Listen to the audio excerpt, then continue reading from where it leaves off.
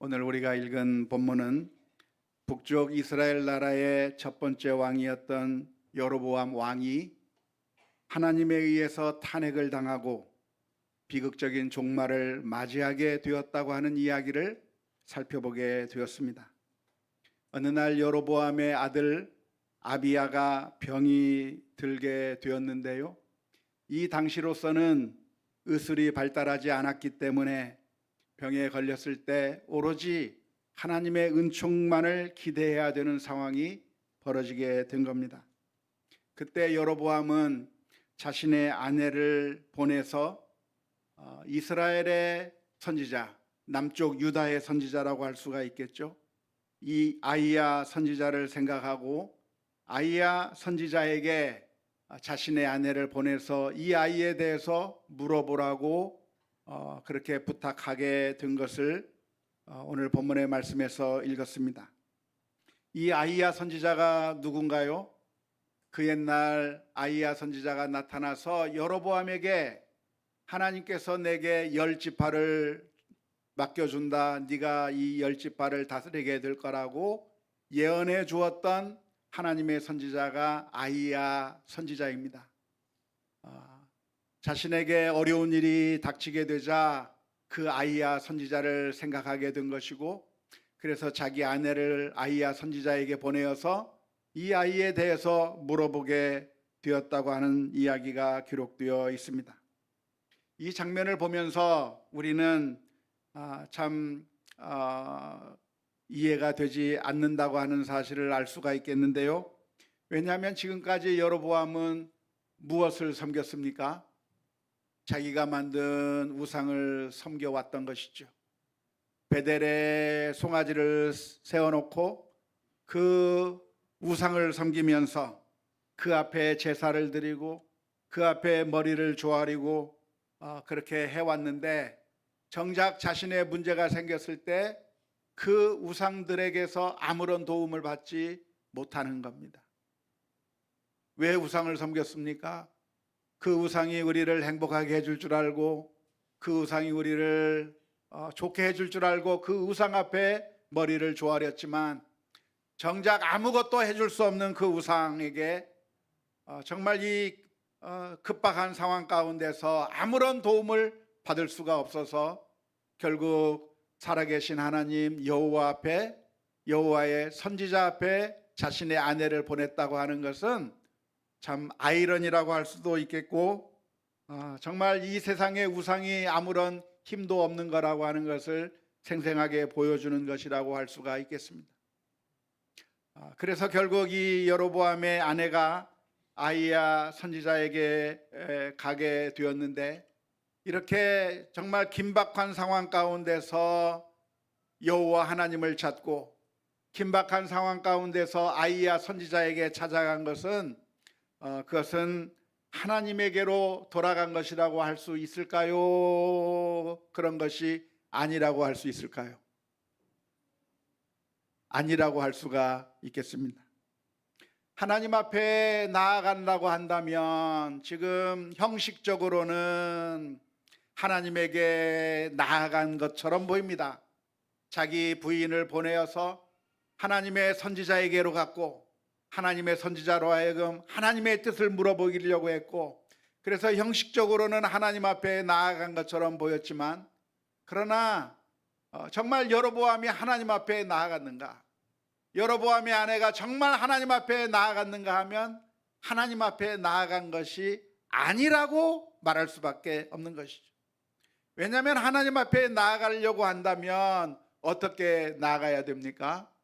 하나님 앞에 나아가는 길은 지금까지의 모든 잘못과 단절해야 하나님 앞에 나아가는 겁니다.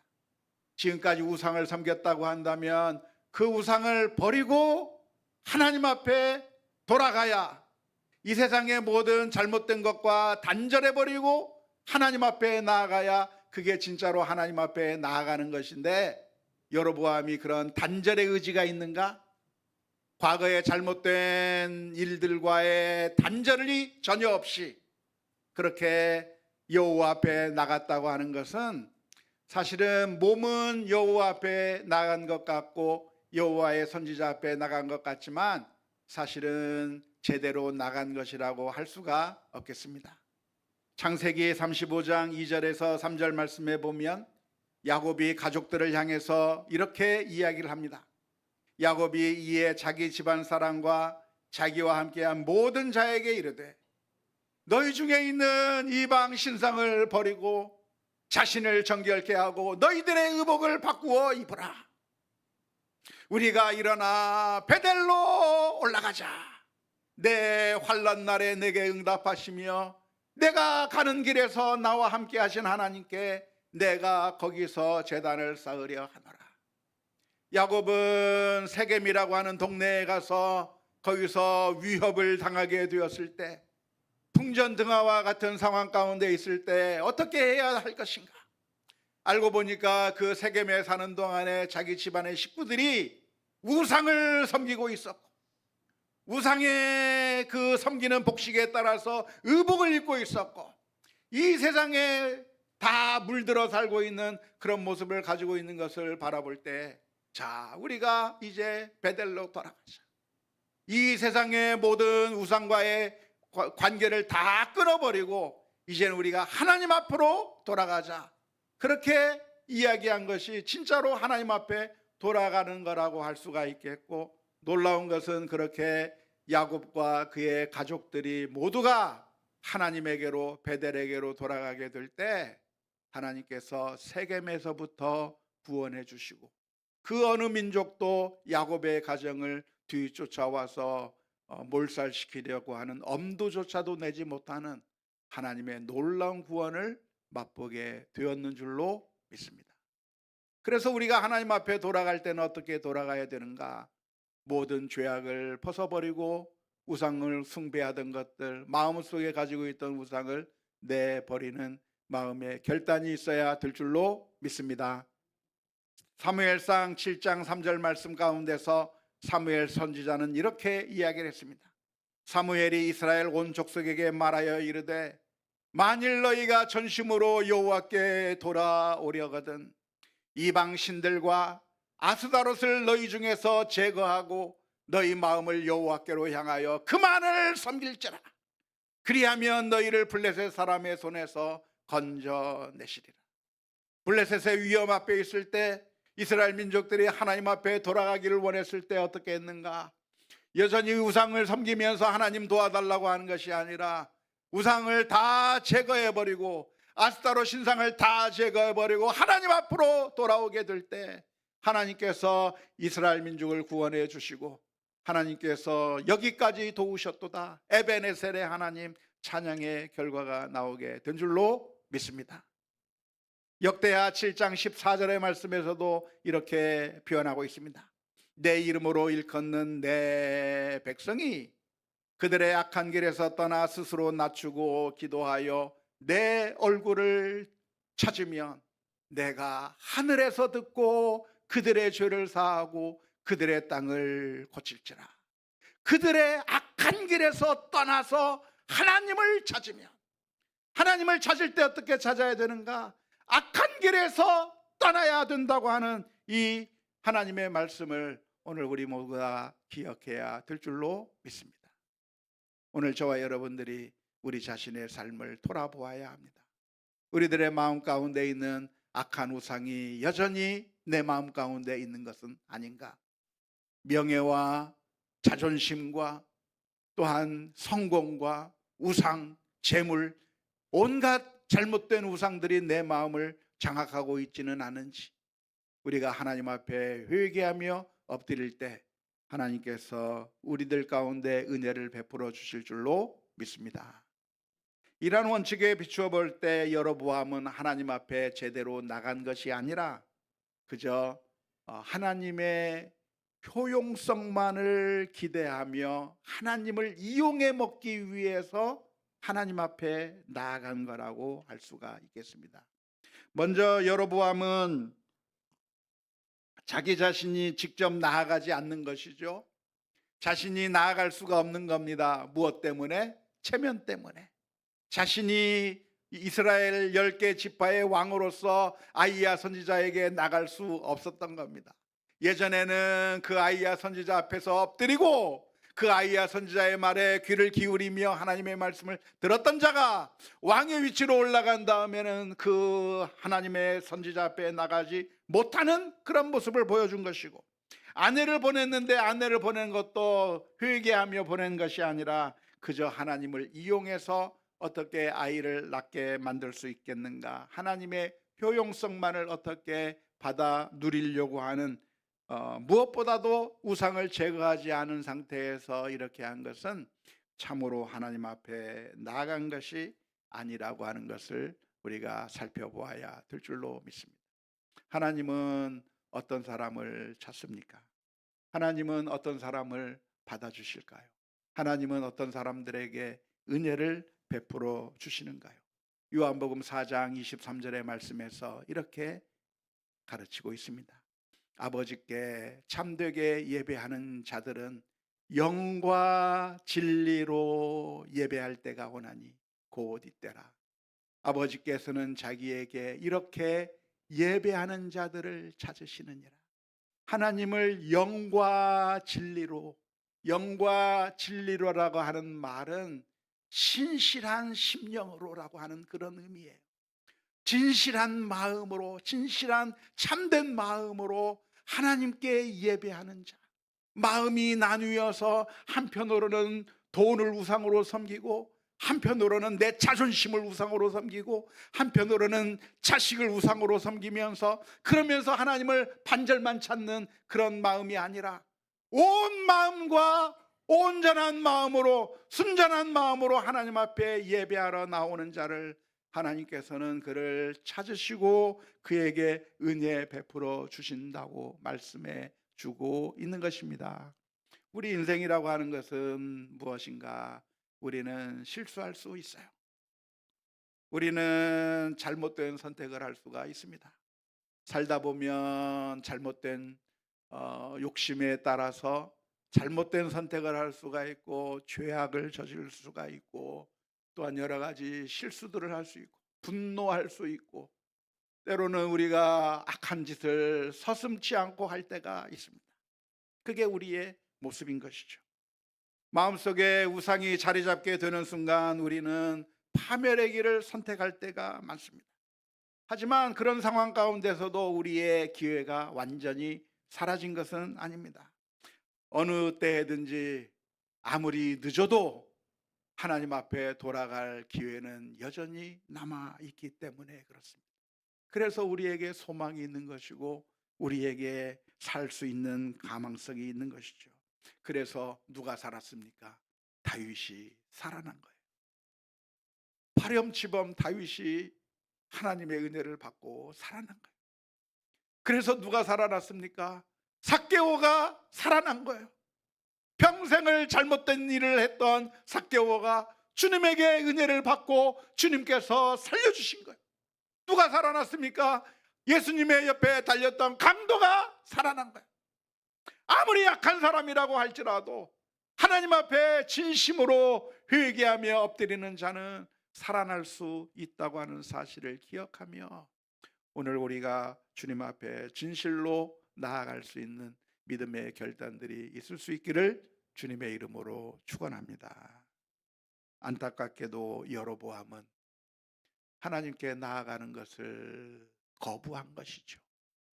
나아가는 척 했지만 하나님의 능력을 이용하려고만 했지, 자신의 잘못을 뉘우칠 생각도 없고 돌이킬 생각도 없고, 그저 지금 이 시간에 문제만을 해결하려고 하는 그런 잘못된 동기에서는 하나님의 은혜를 얻을 수 없다고 하는 사실을 우리 모두가 기억해야 할 것입니다.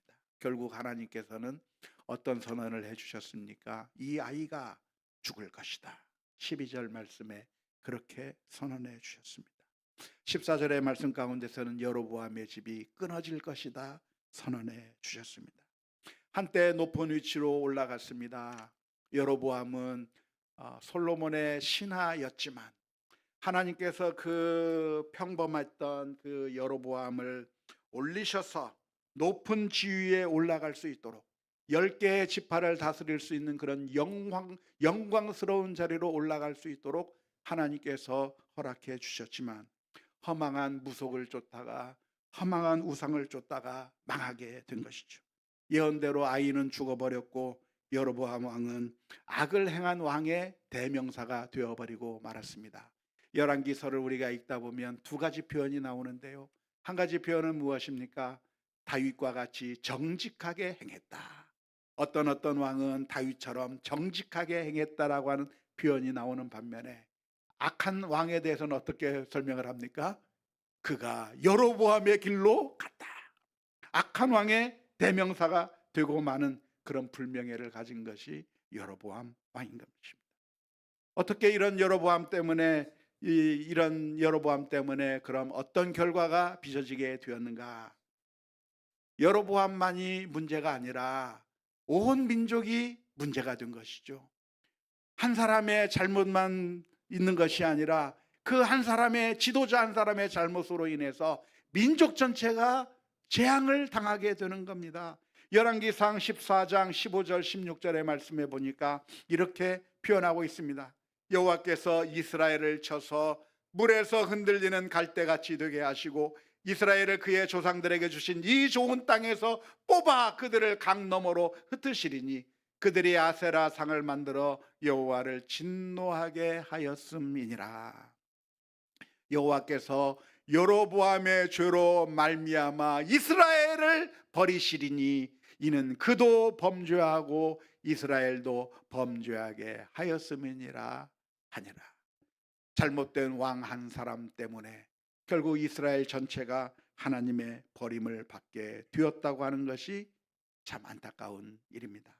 어떻게 지도자 한 사람을 잘못 뽑았더니 결국 그 나라가 패망의 길로 가게 되고, 결국 온 나라가 흩어지고 이방 민족 가운데 고난을 당하게 되는 그런 잘못된 길로 가게 되었는데, 왜 이런 어려움을 이 이스라엘 민족이 당하게 되었는가? 잘못된 지도자를 뽑게 된 것이죠. 어떻게 여로보암과 같은 사람이 왕으로 뽑히게 됐을까요? 여로보암이 왜 이스라엘 민족의 10개 지파의 왕이 되는 그 자리에 올라간 이유가 어디에 있습니까? 우리가 성경을 읽다 보면, 열왕기서를 읽다 보면 여로보암이 왕이 된 이유가 어떻게 해서 여로보암이 왕이 됐습니까? 하나님께서 세우신 것이죠. 하나님께서 세우신 것으로 되어 있습니다. 아이야 선지자가 여로보암에게 예언을 해주었고 그 예언대로 이 여로보암이 왕이 된 것이라고 성경에서는 기록하고 있습니다. 하지만 우리가 모든 일들을 살펴볼 때 영적인 차원과 그리고 실제 우리의 현상에서 일어나고 있는 것들이 상반된 것이 아니라, 따로 노는 것이 아니라, 사실은 이 우리들의 선택의 잘못도 바라보아야 하는 것이죠. 하나님께서 온 세상을 다스리시기 때문에 이 세상에서 일어난 모든 일들이 하나님과 상관없이 벌어지는 것이 아니라 하나님의 섭리와 계획과 하나님의 그 오묘한 그 뜻 가운데서 하나님의 이 세상의 모든 역사가 하나씩 진행되는 것이 맞습니다. 그렇기 때문에 성경에서는 어떻게 표현하고 있는가? 하나님께서 여로보암을 세웠다라고 표현하는 겁니다. 근데 하나님께서 여로보암을 그냥 세운 것이 아니고 우리 사람들 사이에서는 어떻게 세웠습니까? 사람들이 여로보암을 좋다고 한 거예요. 사람들이 여로보암을 우리들의 왕으로 모신 겁니다. 우리가 왕을 세울 때 누구를 세울 것인가? 좋은 왕을 선택해야 되는데 이스라엘 사람들의 마음에 좋은 왕이 아니라 여로보암을 왕으로 선택한 거예요. 다윗과 같은 왕, 하나님께서 마음에 기뻐하실 그런 좋은 왕들을 찾기 위해서 하나님의 뜻을 구하고 하나님의 선하신 뜻, 하나님께서 이 여로보암을 세운 것은 하나님의 선하신 뜻이라기보다는 일반적인 뜻이라고 할 수가 있겠는데, 하나님의 섭리 가운데 세워진 거라고 할 수가 있겠는데, 우리가 구해야 될 것은 무엇이냐면 하나님의 선하신 뜻이 어디에 있는가, 다윗과 같이 하나님의 선하신 뜻이 어디에 있는가를 우리가 고민하면서 정말 좋은 지도자를 세워야 되는 것이죠. 근데 좋은 지도자가 아니라 망할 지도자, 좋은 지도자가 아니라 온 민족을 파탄에 빠뜨리는 잘못된 지도자를 세우게 될 때 그 결과를 누가 고스란히 얻게 되는가? 온 백성들이 다 얻게 되는 그런 안타까운 결과를 가져오게 되는 것이죠. 그런 의미에서 이스라엘 백성들은 왜 여로보암을 선택했는가? 여로보암의 장점을 보고 선택한 것이 아니라 르호보암의 단점을 보고 여로보암을 선택한 것이죠. 르호보암 왕이라고 하는 사람이 올라서서 나는 백성들을 위한 왕이 아니라 백성들을 위해서 군림하는 왕이 되겠다고 자신의 속내를 과감없이 드러내게 될 때 이스라엘 민족의 마음이 돌아서면서 그들이 생각하는 왕은 어떤 왕입니까? 르호보암만 아니면 되는 거예요. 저 나쁜 왕만 아니면, 저 나쁜 왕이 아니면 오케이. 그런 기준으로 해서 뽑았기 때문에 여로보암 왕이 그들의 왕이 되어 버린 것이죠. 결국 여로보암의 장점이 아니라 르호보암의 단점의 반사 이익 때문에 여로보암이 왕이 된 것이고, 어쩌면 이것이 우리가 선택할 수 있는 가장 쉬운 방법이면서 가장 어리석은 방법이고, 우리가 피해를 갖게 되는 가장 심각한 방법이라고 해야 할 것입니다. 우리는 어떻게 선택해야 되는가? 우리는 어떤 사람을 뽑아야 되는가? 어떻게 해야 되죠? 하나님의 뜻을, 선하신 뜻을 묵상하면서 살펴보면서, 하나님 과연 하나님의 선하신 뜻이 무엇입니까? 하나님께서 진정으로 원하시는 뜻이 무엇인지 하나님의 마음에 합한 사람을 찾기 위한 부단한 노력이 우리 가운데 있어야 할 줄로 믿습니다. 교회 내에서 흔히 벌어지고 있는 현상 중에 하나가 무엇이냐면, 다른 것은 잘 모르겠고, 교회에서 어떤 교회에서 새로운 담임 목사님을 선발한다고 하는 이야기를 들었습니다. 그런데 그 교회에서 세운 조건이 하나 있습니다. 혹시 그게 무슨 조건인 줄 아십니까? 혹시 상상이라도 해보실 수 있겠습니까? 그 교회에서 내세운 조건이 있는데요, 서울대 출신은 안 된다는 거예요. 왜 그랬을까요? 그 전 담임 목사님이 서울대 출신이었어요. 그러면서 뭔가 불편했던 것이 그들의 마음 가운데 있어서, 그 사람이 서울대 출신이어서 불편한 게 아니었을 텐데 서울대 출신 안 된다고 그 반작용으로 그 카테고리를 만들어. 서울대 출신도 좋은 사람 많아요. 제가 미국에 있을 때 어떤 교회가 어려움을 겪었습니다. 그래서 목사님이 물러나고 새로운 목사님을 세우게 되는 그런 경우가 있었는데요, 그분들이 결정했습니다. 장로교 목사는 안 된다. 그 교회가 장로교였는데요, 장로교 출신은 안 된다. 그래서 성결교 목사님을 목사님으로 모셨어요. 그 뒤로 잘 됐느냐? 잘 됐겠습니까? 그런 기준으로 하는데 잘 될 리가 있나요? 어리석은 판단. 우리는 이스라엘 민족처럼 어리석은 판단을 해서는 안 되는 거예요. 우리의 판단은 무엇인가? 종합적인 판단을 해야 되는 거예요. 하나님께서 무엇을 원하시는가? 하나님의 선하신 뜻이 무엇인가? 하나님의 선하신 뜻을 이루어 나갈 우리의 지도자가 누가 되었으면 좋겠는가? 단순히 어떤 사람들에 대한 반족에 의해서가 아니라, 충동적인 판단에서가 아니라, 대부분의 충동적인 판단은 무엇입니까? 다 사탄의 유혹과 잘못일 가능성이 있는 거죠.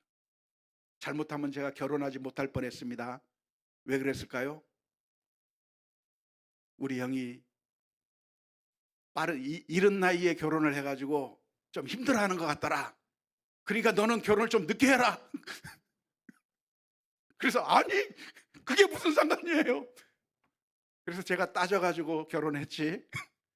안 그랬으면 큰일 날 뻔했습니다. 오늘 우리들이 구해야 될 것은 하나님의 뜻입니다. 하나님께서 기뻐하실 것이 무엇인가? 안타깝게도 이스라엘의 구원자처럼 생각되었던 여로보암은 이스라엘 민족의 구원자가 되지 못했습니다. 이스라엘 민족을 파탄에 처하게 만들었고 결국 그 자신도 구원받지 못하는 그러한 안타까운 모습을 보여준 것이 여로보암의 모습입니다. 그런데 사실 이 세상의 모든 지도자들이 다 똑같습니다. 약간의 차이는 있을지 모르지만 이 세상의 모든 지도자들은 조금 낫고 조금 나쁘다 차이는 있을 수 있겠지만 우리들의 진정한 구원자는 될 수가 없습니다. 그런데 우리에게는 너무 놀라운 소망이 있는 것이죠. 우리 주님께서는 우리의 참된 구원자가 되십니다. 주님께서는 우리를 바른 길로 인도하시고 우리를 위해서 자신의 몸을 내어주시고 피 흘려주시며 우리를 영원한 생명의 길로 인도해 주셨습니다. 우리가 의지할 것은 사람이 아닙니다. 한때 여로보암을 옹립하고자 했을 때 이스라엘 민족들은 아마 르호보암을 물리치고 새로운 왕을 모신다고 환호하며 아마 지지율이 90% 100%까지 치솟았을런지 모릅니다. 하지만 인간 지도자는 그 누구도 만족시킬 수 없는 것이고 우리의 문제를 해결할 수 없는 것이죠. 그래서 성경은 우리에게 권면합니다.